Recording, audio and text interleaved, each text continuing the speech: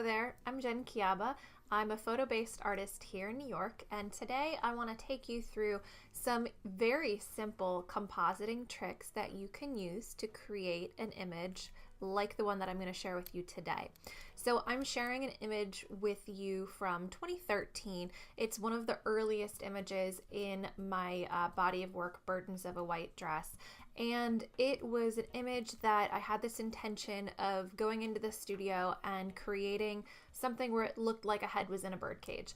And I really didn't know if it was going to work out the way that I shot it, but I went in with a lot of enthusiasm and a little bit of faith in Photoshop, and I came out with an image that I'm really proud of. And so what I want to do with you today is walk you through both sides of this image, both what was shot in the studio and then what was done in Photoshop as well, so you can see that it's actually a very, very simple build, and it's going to only require a few skills that you can then transpose into your own creative life and your own creative work. So let's take a look at the image.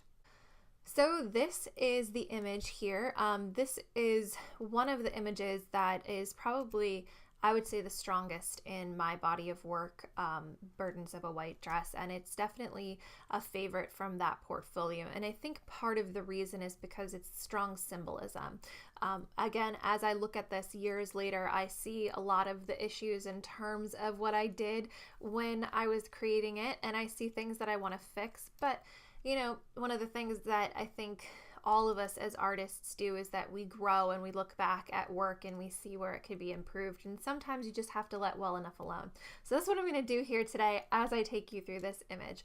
So really quickly, I want to show you, this is the sketch that I started with. So for me, the sketching is really not about being very good at sketching. It's about kind of capturing an idea and getting it down on paper so that I understand what I'm going to shoot later. It's really just a shorthand for me.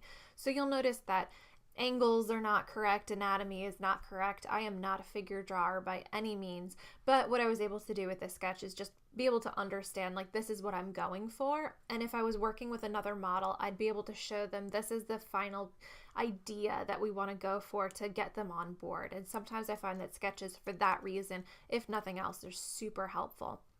So what I'm going to do, I'm going to turn back on this final layer, is I'm going to take you through this shoot really quickly.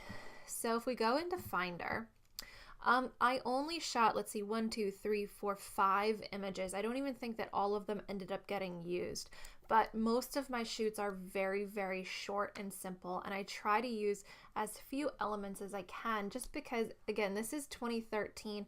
I didn't have the best Photoshop skills in the world, and so I was relying on what little I did have in order to create an output. And so having 20 images to composite would have been a little bit overwhelming for me. So this is an image that I shot to get the head and also to get the bird cage on the same focal plane. I don't think that I ended up using this bird cage, but I wanted to make sure that like I said, they were on the same focal plane, so I put the stool that I was using right on the same level, so it was going to be parallel to me and the camera, so that if I were to take that bird cage and paste it over the head, it would look as though the head and the bird cage were equally in focus. And then this image here, I don't think I ended up using this image. This was one that I had shot early on, and maybe I thought that I was going to use the stool, but then I found this red chair.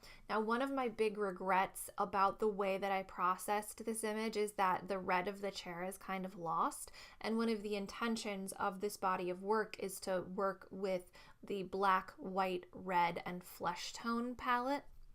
And I think that the chair got lost kind of into the black. So anyway, just a little insight into one of the things that I wish I had done better. This, I believe, is the body of the image. I ended up covering up the head and putting the face into that bird cage.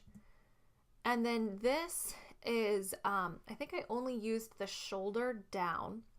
So originally, I wasn't sure how I was going to get this bird cage on the head look. So I put the veil over the head, hoping that it would cover up my face enough for it to kind of maybe be able to be faked.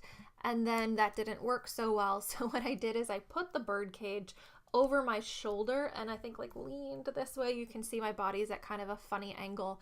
And then I draped 2 layers of this veil. It's actually a nightgown, but I draped it over the side there so that it was really obscuring what was going on in the bird cage. I think 1 layer you would have been able to see my face through, but by creating that extra layer, it just helped a little bit more with, like I said, that obscuring.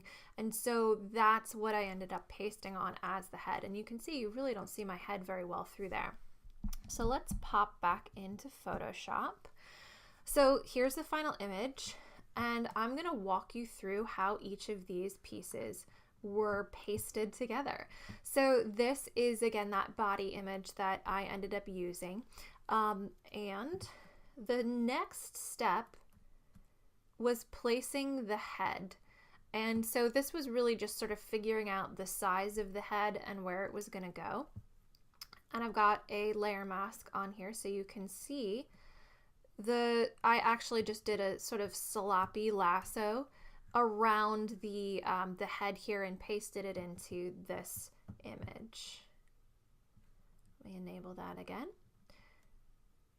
And then if we turn this off, so you can see what I did was I pasted, I'm going to disable this layer mask here. I pasted the image where it was just the veil over my head on top of the lap and the head.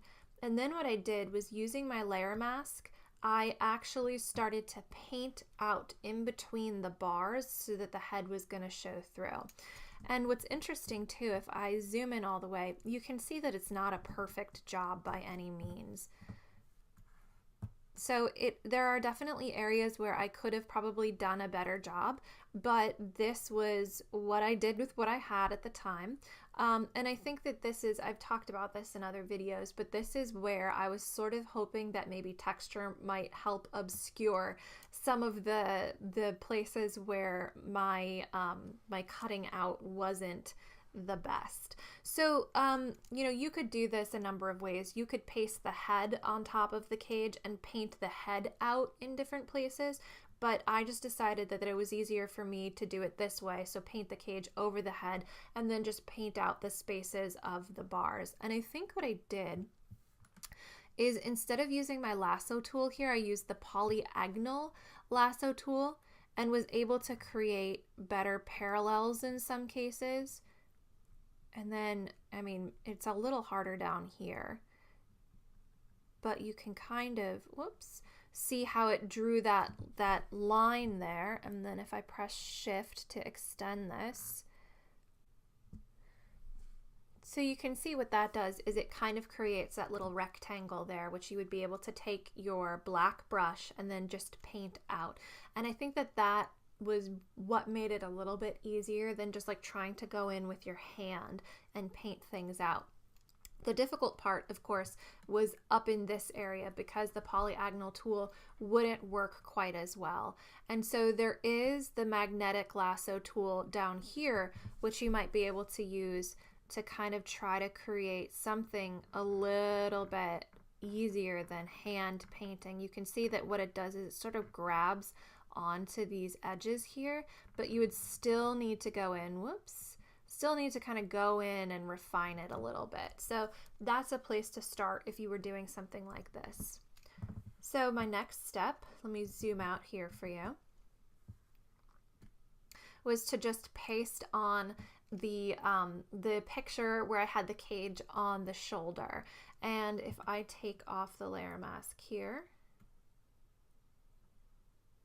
you can see that what I did was I painted out the hand, the elbow, my hair sticking out, and then I tried to blend down here at the bottom in my layer mask with a soft black brush.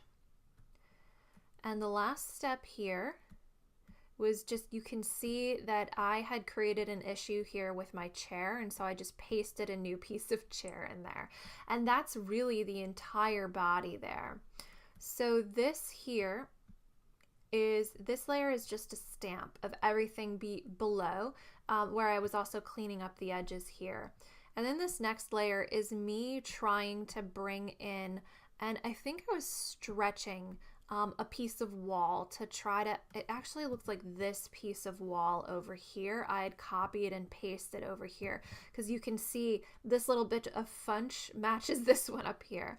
So what I was trying to do was extend my background, and I think that so there's a column here in my studio space, and then this I think there might have been storage stuff over here, so I had like a very small piece of white wall that I was shooting against, and I probably could have moved to a different space in the studio and had more wall space, but that's how I did it. So I tried to bring in some wall over here, which is going to be something that I'm going to have to contend with because we have very different light, which is from back here, pasted up here. So we'll see. So the next layer is a dodge and burn layer where it looks like I am just putting in a gradient here.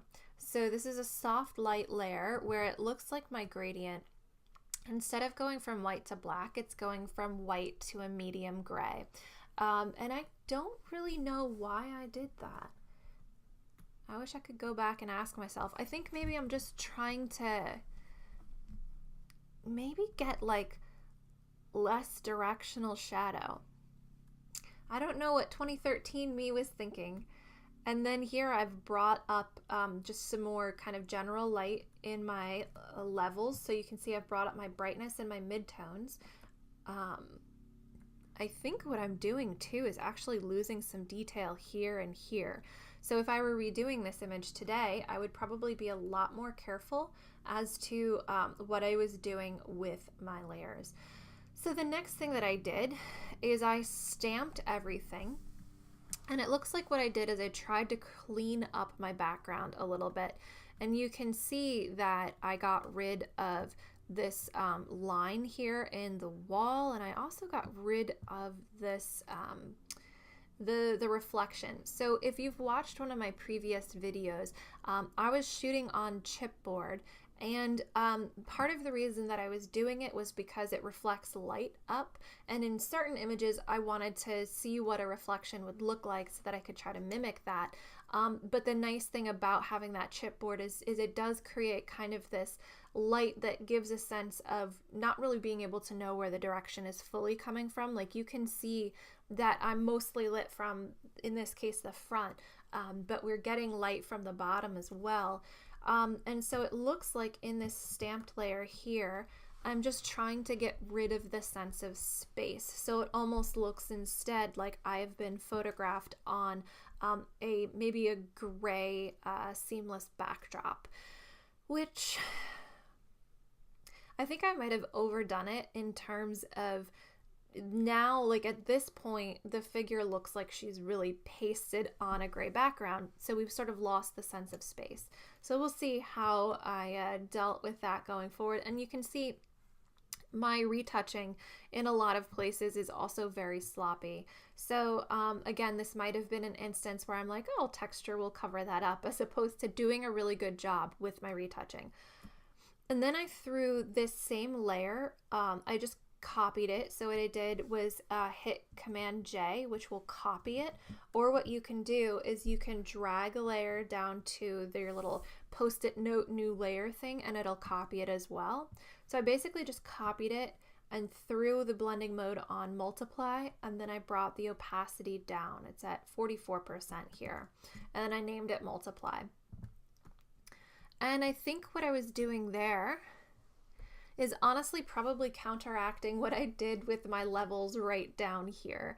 So again, you know, if you've been watching some of my videos, you'll see that sometimes going through these layers is like going through a thought process, as opposed to going through something that like completely makes sense as a a finished piece. And so that's sort of an interesting thing about going back and watching these old pieces kind of be pulled apart a little bit. So that's why we've got the multiply layer on. Now what I've done over here is I've thrown a black and white layer on, and this might be where I started to go a little bit wrong in terms of losing my my red in my chair. You can see in this mask here, what I've done is a gradient where it's this radial gradient here where it starts out black in the middle and goes out to white. So the edges have become black and white, and then it is not affected as much in the middle. And then you can kind of see over here too, it looks like I tried to paint out what I believe is the feet and then these two legs here. But if I toggle it on and off, I do see that some of the red saturation has been lost as well, which is kind of a bummer. So then a curves layer has been thrown on, and this is my blacks and my darker midtones have stayed the same, and I'm just bumping up my higher end midtones. And then we have another curves layer here. This one is starting to adjust color. So I was playing in here. It looks like I just did a slight bump on my RGB channel, again in that higher lighter mid-tone range. If we go into the reds, I've brought my darks, the dark mid-tones down into the blues. I've left the midtones here, and then up here I've created redder highlights, which unfortunately I think what ended up happening is making my skin look a little bit burnt here. So that would be something that I would go back and redo if I was doing this image from scratch again. In my greens, I started pulling some of the darker tones into the green a little bit, and also some of my highlights as well. Oh wait, no, into the magentas. I'm sorry, when you pull down, you go into the magenta range. I lied. And then the blues, so my darker tones up into the blue, and you can see some of these lighter tones into the yellow a little bit. And then I threw on a color balance layer, and you can see what I've done here is kind of that same idea that I was talking about down here in the black and white, but the opposite. So I'm letting, by throwing this gradient into my mask, I'm letting the colors affect the middle, but not so much the edges. So in my color balance, what I've done is in the midtones, I've started to pull them into yellow and red a little bit more. Highlights I left alone, and shadows I left alone. And then lastly, in selective color, I started to play with the reds and kind of move them into the yellows a little bit, and into the magentas. And I think that unfortunately that might have also affected my chair a little bit too much too. Yeah, you can see that the chair starts to lose something here. I think I was working on this space back here, and I could have gotten a little more for the arm as well. So then I started playing with some vignettes, which I think helped bring back the sense of space, especially this square vignette here. It started to give a little bit of spatial context that I lost when I photoshopped out like the floor and things like that. So these are just layers on soft light, low opacity, and it's literally just, if you go into a new layer, so let's just demonstrate one. We'll demonstrate the square one. New layer, and I have my square marquee tool here, and you can choose a feathering, let's say 500, and we're going to select an area. And you can see by having the feathering, it's created sort of this rounded rectangle. And I'm going to select inverse here. So that means that the area to the corner to this area right here has been selected. And then I'm going to use a paint bucket tool and just fill it. Whoops, and let's fill it with darker color. And so now we've created a very, very soft vignette here. And you can bring your opacity down.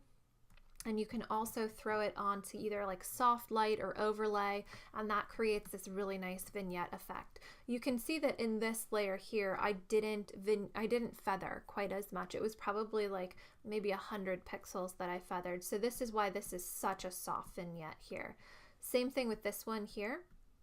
except I did it with my circle marquee tool and a much less feathered vignette. So now I start throwing on my grunges. So this, I mentioned in another video, this is an old grunge layer that I had created by throwing a lot of different layers on top of each other and then lowering the opacity and then saving it. And I've moved away from using it because it is so many different layers sandwiched together, and I like to keep my layers a little more separate. But that's why it's named Comp Grunge. And here I'm just trying to brighten some areas a little bit more. And again, I'm looking at them and seeing that I might have started to lose a little bit of my details in the highlights. So that's something that I would be more aware of these days. So what I did is I brought my shadows up into the grays and I moved my highlights a little bit into the grays. But by moving my higher midtones up here, this is probably where I started to lose some of that detail, like right here and right here. But what I was trying to do was brighten certain areas too, and I made it a little bit contrasty by bringing these tones down as well. And now, I don't know why I didn't keep my comp grunge with everything else, but I actually have a bunch of grunges that I would throw on as well. So these are a piece of paper that's been photographed, and it's on both multiply and soft light. So I've got two different versions of it here. And then this layer is so if you've ever taken older National Geographics and you've sprayed Citrusol in between a couple of pages, what it does is it creates this really interesting effect with the inks. So let me show you what that looks like. And so that's, I don't know, oh, because my whole thing here is not 100%. So that's what this looks like here. I've thrown a black and white layer on it. So this is kind of what those inks look like in real life. And let me remove some of those scratches too. So this is something that I've loved to apply to a lot of my images because it's got so much interesting stuff going on with it. And it's a really fun thing to do when you have old National Geographics lying around. And so I've also just layered in some scratches that I photographed as well. And let me bring this back down into that 60% range and throw the Citrusol back on. I think it was on soft light. I forget now. I think so. And then again, I don't know why this one isn't kept with them, but this is an old book cover that's been photographed, and I've just got a black and white layer clipped to it here so that we don't get all of those orange tones in there. And then a final levels. And then what I like to do as a finishing touch is bring everything into alien skin and apply a filter. And so that's what I've done here. And this is the final image. So again, it was actually a really simple edit. And of course, as I mentioned, there are things that I look at that I would like to go back and fix. But again, overall, like, I'm very happy with where this came, especially with my my lack of skills at the time. And you know, I think that the main thing here is that there are two things that I needed in this shoot in order to make this work. It was getting the cage on the same focal plane as the head that was going to be in the cage to make it believable. And then I needed to be able to mask out those parts of the cage in order to place the head in, and to mask out parts of the veil in order to make it look like the head on the model there was really where it belonged. So those are really simple ideas and very simple skills that you can take and translate into almost any kind of combination that you want to in order to bring something surreal or something fantasy to life. So I hope that this has been really helpful for you as a quick walkthrough of an image, and I hope that it sparks some ideas for you so that you feel empowered to go out and create something new that you didn't think could exist before. So let me know if you have any questions, and I look forward to doing the next walkthrough for you soon. Bye.